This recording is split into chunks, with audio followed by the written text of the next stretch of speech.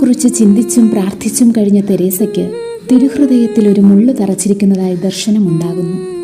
കണ്ണിലെ കൃഷ്ണമണി പോലെ കരുതുന്ന പുരോഹിതരുടെ അവിശ്വസ്തതയാണ് ഈ മുള്ളെന്ന് വെളിപ്പെടുകയും എനിക്ക് വിശുദ്ധരായ വൈദികരെ തരൂ എന്ന കർത്താവിൻ്റെ ആഗ്രഹം കേൾക്കാൻ ഇടവരികയും ചെയ്യുന്നു. സിക്കാറിലെ കിണറ്റിനരികിൽ ഇരുന്നു കൊണ്ട് എനിക്ക് കുടിക്കാൻ തരിക എന്ന് സമരിയാക്കാരിയോട് പറയുന്ന കർത്താവിൻ്റെ ദാഹം ഈ ആഗ്രഹത്തിലുണ്ട്.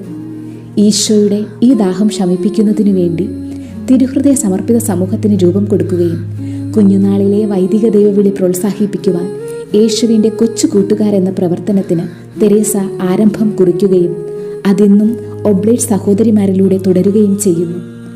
വാഴ്ത്തപ്പെട്ട മദർ തെരേസ കസീനിയുടെ ആത്മീയത മുറുകെ പിടിച്ചുകൊണ്ട് വൈദിക വിശുദ്ധിക്കും പുതിയ പുതിയ ദൈവവിളികൾ രൂപം കൊടുക്കുന്നതിലൂടെ തിരുസഭയുടെ യൗവനം എന്നും പ്രകടമാക്കുന്നതിനും അങ്ങനെ ഈശോയുടെ മുറിക്കപ്പെട്ട തിരുഹൃദയം ആശ്വസിപ്പിക്കപ്പെടുന്നതിനും